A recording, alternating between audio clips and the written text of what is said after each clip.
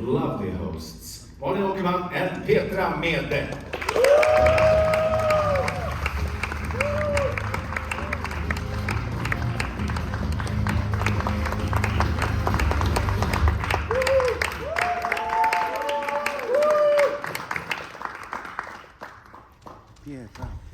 So, they're ready from the rehearsal, I presume. Yes. So take us back a couple of minutes after last night's fantastic show. What went through your minds and how did you feel? Oh wow, it was wonderful. It was so exciting. I've never experienced an audience like that. It was the most wonderful audience I've ever seen, been a part of. The energy was so high. It took me a good 2 hours to come down and go to sleep. It was truly just magical, and I know for my family here in Sweden, it's such a big deal. You know, Eurovision for most Europeans. It's interesting living in America because I was, bragging about it to my friends. Going, I'm going to host Eurovision. They're going, cool. What is that? Are you serious? It's the World Cup, but music. So it was just phenomenal, and I was so nervous going up on that stage at first. But every time I look at Petra, I was like, okay, I've got her. She's a pro, So she calmed me, and it was lovely. It was a blast. And the audience went, Petra. Very many Germans, because Petra is actually a German name from the beginning. So they pronounce it the best way. Petra. Malin, you came pretty late to Malmö. How has the preparations gone for you both? Full throttle. Landed and off we went. Yeah, it's been great. I mean, it's been full on. We have been rehearsing, on Zoom or whatever. Yeah, on Zoom. Zoom. Yeah. We have been doing that. Yes. Yeah. On the weekends, we got together, the three of us with Edward, our director, and went over the lines and the script, and so at least we had a bit of a head start. But I called my family and said, my father lives in Fastbo. So I was like, great, we'll do some dinners together, we'll hang out. And then I saw the schedule, she knows, I should ask it done. So that didn't happen. It's a third time experience. Yeah. Yes. What did you say to Malin before you started working this? Well, we just hugged and we said, we got this because we do this. And it was such a joy to do this with Malin. I mean, I feel so calm. We make each other calm, I think, in a great way. And I didn't feel anything of your nervousness. You told me today, but I didn't notice it at all. You looked so comfortable, and that made me comfortable. And I mean, the love from the audience to Malin and me was just, you can't go wrong when you have that much love. Really. Yeah, we can tell that. The show was fantastic. Thank You you. looked great. Can we take some questions from the floor? We start with the gentleman in red here. Please stand up. You'll get a microphone fast from someone. You have to run fast. We only have 20 minutes. State your name and your media outlet, please. Hi, Alistair Birch from Europhile Australia. I have a question for Petra. We know you so well through Eurovision. I'd like a background question, please. You sang you danced as a backing dancer a long time ago in Paris for certain Canadians. Oh, don't take that up. Yeah, of course. Yeah, sure. I did. Can you tell us a little about it? And what message do you have for today's backing singers and backing dancers who'd like to step to the front of the stage one day? Well, in my case, I think the thing is that I was more fun than I was a dancer. So that was the solution for me. But yeah, I was actually doing background dancing to a show. Do you have any French people here? Vous connaissez Jacques Martin? Oui. Ça s'appelait comme l'émission les dimanches matins. Dimanche Martin, je connais pas. Et so there were artists. Dimanche Martin. So I was, I just by chance actually, I did some classes in a school in Paris, and there was this choreographer saw me, and he asked me if I wanted to come and dance. And it was such a joy. The fun thing though, I sometimes say that I danced behind Celine Dion, and she came. This was just when actually she won for Switzerland Eurovision. This was the year before or something, so she was not really that known to me. And she came there, and we, the dancers, we thought we were so cool. So we said, oh, Diana, we're going to do some dancing. And we were really not very nice to her, you know. She was so nice and a little bit shy, but you know, she really got her revenge because she said, after we had rehearsed, her manager said, we don't need the dancers. So we didn't need the dancing.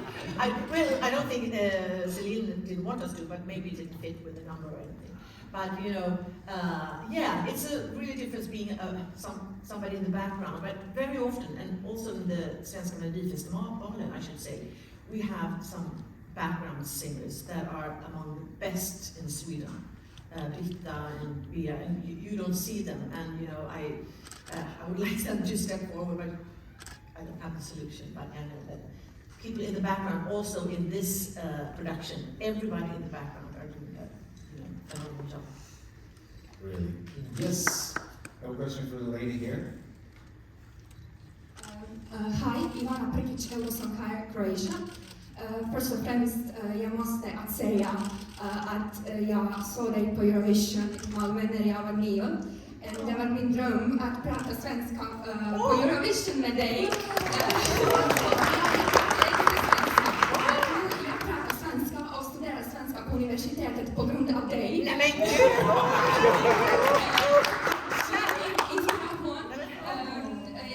Jag kommer att döda nu eller gråta nu.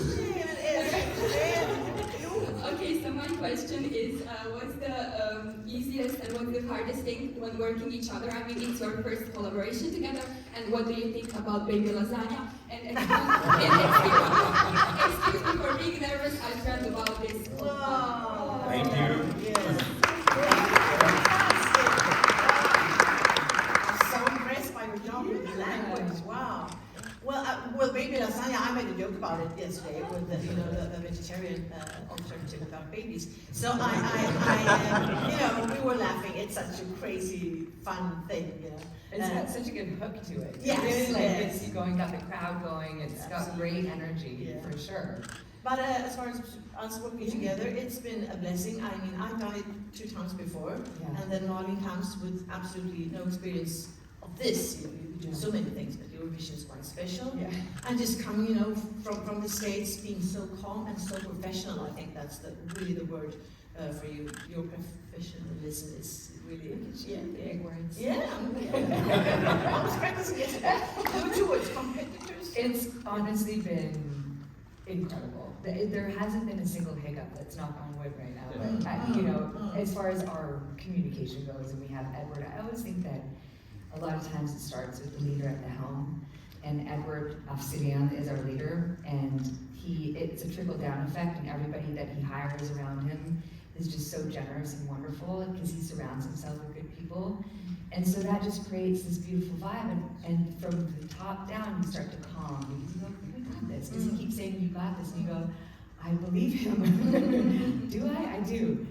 But I think because of his calm, it trickles down to us, we feel that we're taken care of, and I think anybody who's in entertainment, as long as you feel like you have a safety net that's catching you, you can relax, and you can do your craft, and you can just kind of have fun, and you know, and I feel like, again, having a partner like Petra, I have adored her from afar, just as far as a comedian, and I think she's one of the funniest women I've ever met. So, you know, that already makes me feel secure and go, well, if I mess it up, she'll catch me. She's great. The thing is, I do the same thing. So Oh boy, we'll catch up.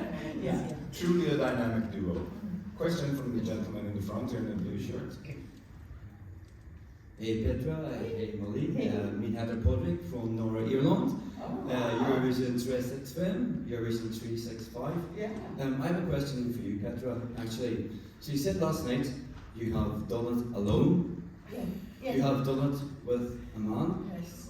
Petra, Yeah. I really need to know, what's it like to do it with a woman? You should try it, darling.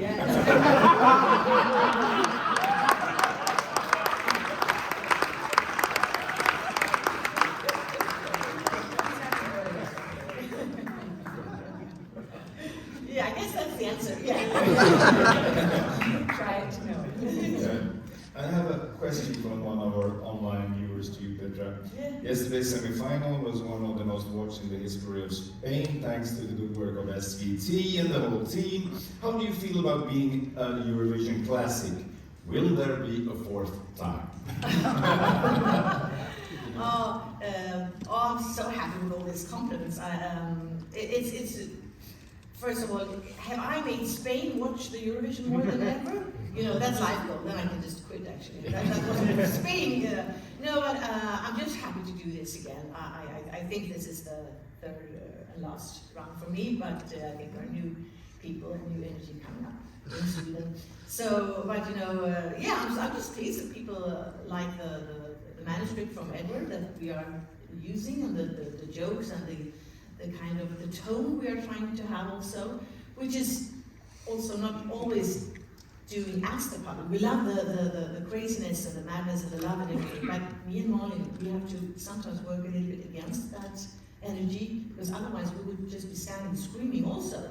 So that's actually a little bit of the trick. We have to like, okay, we're in the stormens öga, we're like in the eye of the storm. Yeah, sure. Okay.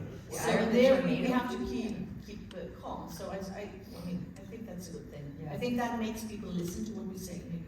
I heard a little rumor, I don't know if it's true, that Edward actually called you before Loreen won last year and asked you if you wanted to host the show.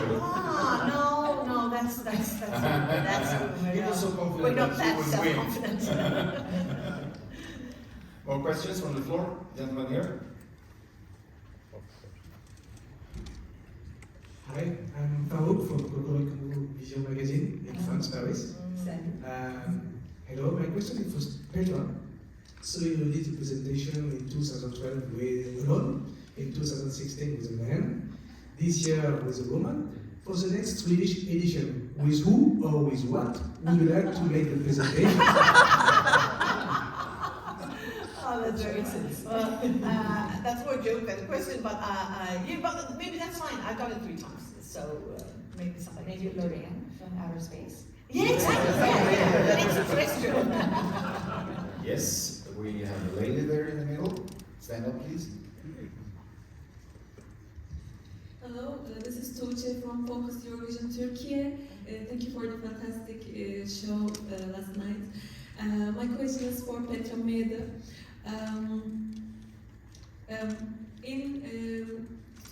What's the biggest difference in terms of production that you noticed since 2013 in Eurovision? And in 2016, Love Love Peace Peace turned out to be a big hit. So are you planning to do an interval act in the upcoming shows? Thank you.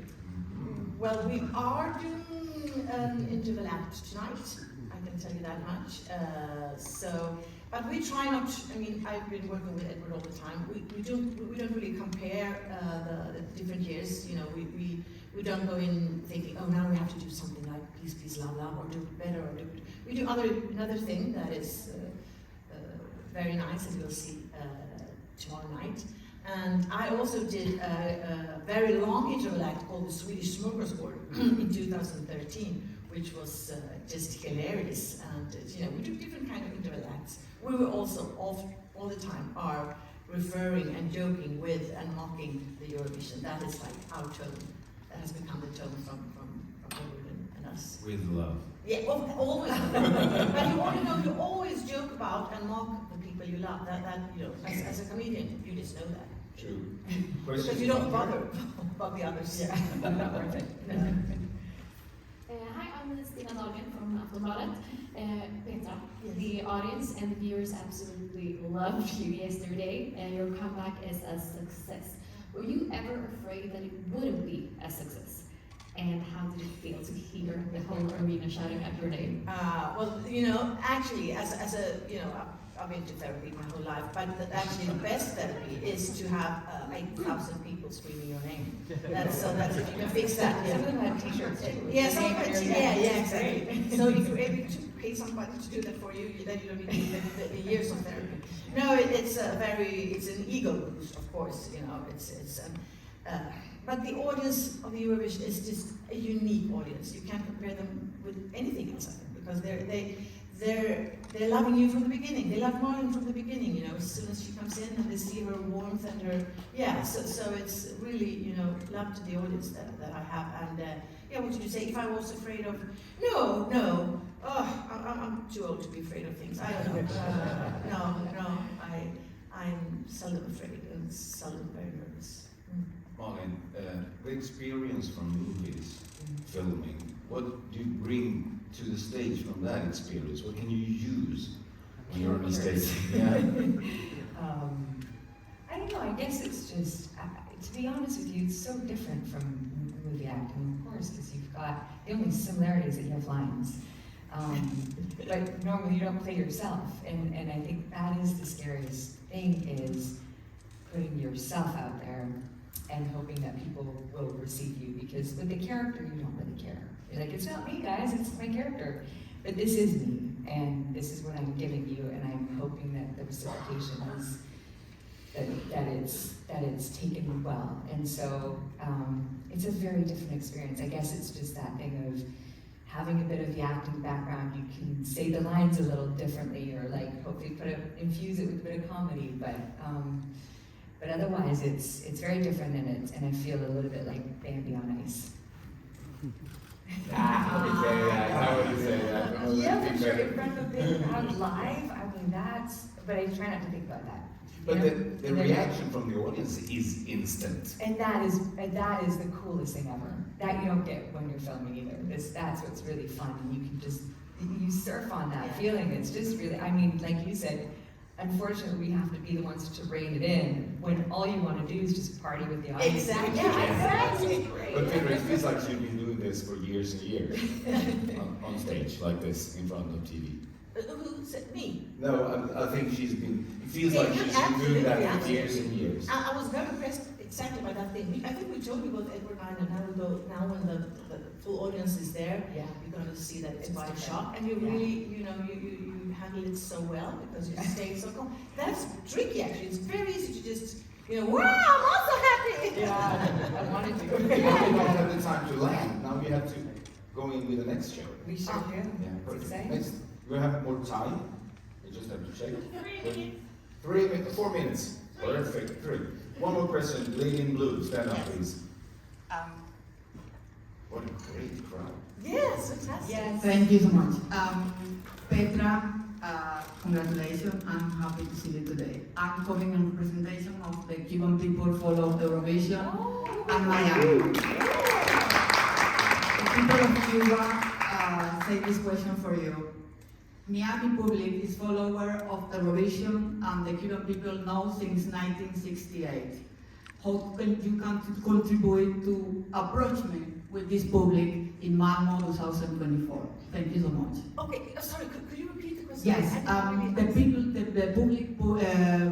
the public in Cuba is follow Eurovision since 1968. Since 1968. Or they didn't feel representation or too much approach for the Eurozone competency, and how in this year the Latin American public will be represented here because they are many followers. The inclusion of the... And when we will see you again in Florida, Miami. Oh, well, just buy me a ticket. We're not going anywhere. Well, I mean, this contest started as a European contest. Now it's being enlarged, and we are so happy to hear about Cuba watching us, and to all the Cuban people, then we will do our very best to include you. We already have the worldwide vote, which is the most difficult word for me to say, worldwide vote. So I hope you keep on voting, and also I hope you get the Eurovision in Latin America, the Latino Eurovision, maybe something like that. And I will definitely come there and host if you want to. So, the last question of today is to you, Malin, from Colombia, Luis Antonio Romero. Yes, what has surprised you the most in this experience, and how much have you learned? Oh, what has surprised me? I think the audience has surprised me. Not that I didn't expect that it was going to be wonderful, but how truly wonderful they are and were, and hopefully continue to be. It's just it's like stepping into a loving embrace. It's just so fun. So that really, I just didn't know what to expect. But that energy is incredible. I don't want to stay in it forever. I don't want to go back to LA. And what was that? Yeah, that was the question. Great, it's wonderful. Yeah. Thank you so much.